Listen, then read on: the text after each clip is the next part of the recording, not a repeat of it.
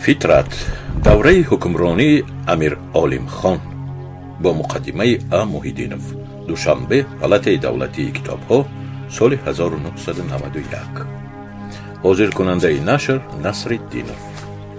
سرسخن: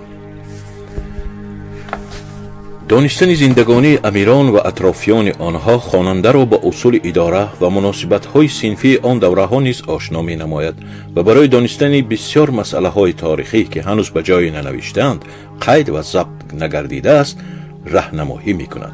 این رساله قسمی از صحیفه‌های تاریک و پوشیده تاریخ و دوره زندگانی امیران گذشته را، خصوصاً امیر فراری عالم خان را می‌کشاید. هر کس که از اصول اداره و طرز زندگانی امیران بخارا اندک خبر دارد، به خوبی می‌داند که این اصول اداره تا چه اندازه عامه خلق را به تاریکی، نادانی و تنگی اقتصادی نگه می‌داشت. از نام دین و شریعت صنفی حاکم مملکت و استبداد و ظلم‌ها که در حق عامه مردم می‌کردند. علمای دین در ناخنک این اصول اداره را موافق شریعت در ناخنک و فرموده خدا و رسول در ناخنک شناسانیده، عامه را با طاعتش مجبور می نمودند و مقابلت کردن را با آن کفر می شمردند. همه رذالت، خیانت و ظلم های امیر و اطرافیانش در پس پرده دین و شریعت پوشیده بود. شک نیست که پس از خواندن این رساله حس نفرت و لعنت خواننده درباره امیر و اطرافیانش می افزاید. سیمای حقیقی رساله خدا و وریثه انبیا در نظر خواننده روشن‌تر جلوگر می شود.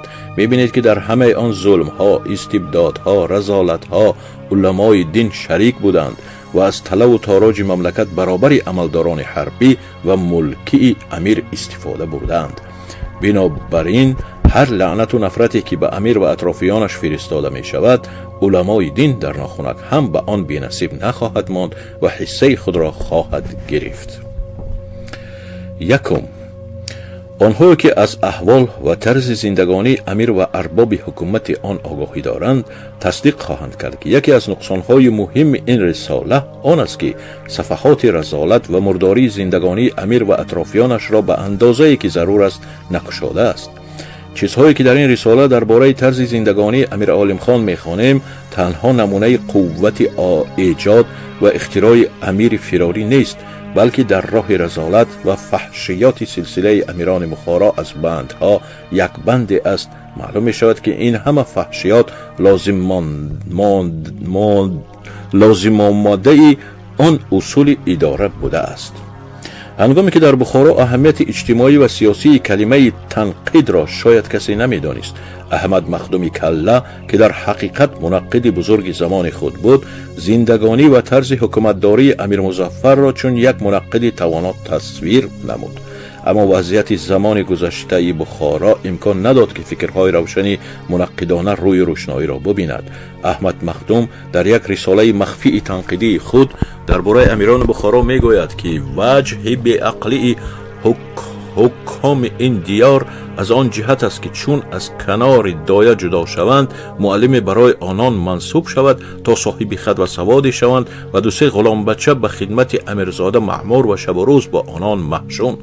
معلم با ادب و ترس و بیم و با نزد آنان می نشیند و تعلیم سبق می دهد اگر بخواهند و اگر نه مجال بازپرس ندارد که نانش بریده نشود.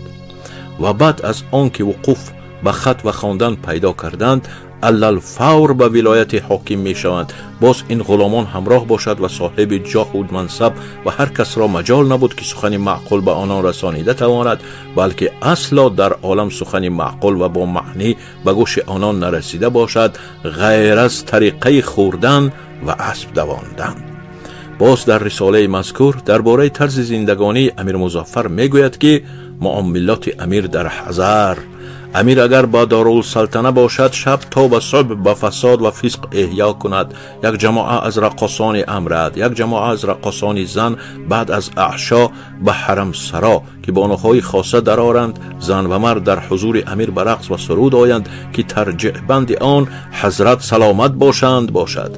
این ترجع را با آواز بلند گویند تا که اکثر مردم شهر بشنوند. افتتاح این مجلس از بانگ نماز اعشا بود، هیچ کس به بانگ از آن گوش ندهد و جواب ندهد.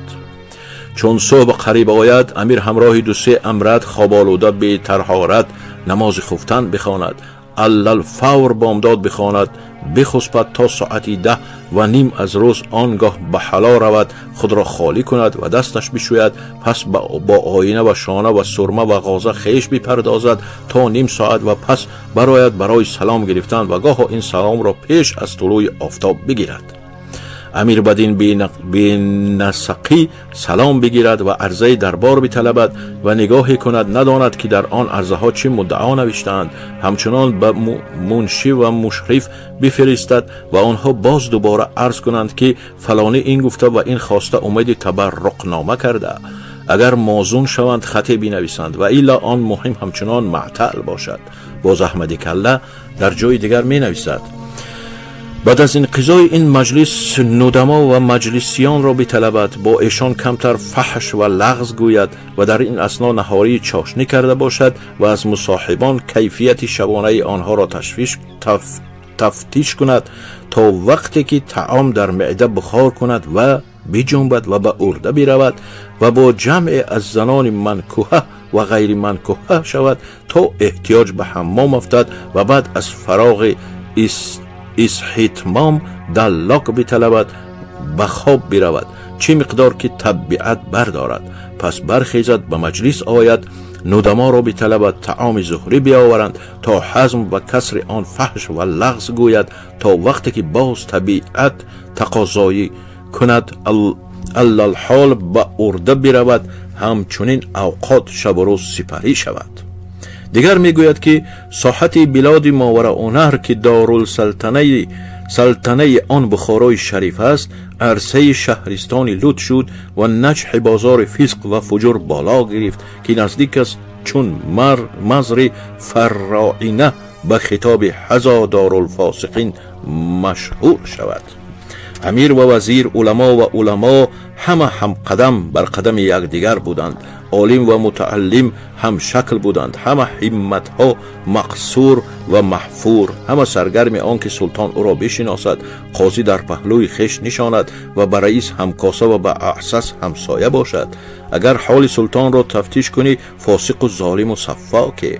قاضی مردی مرتشی حرامخوار، رئیس فروش بی‌دیانتی، اساس مخمور سرکرده راهزنان و سرحلقه سارکان می بود.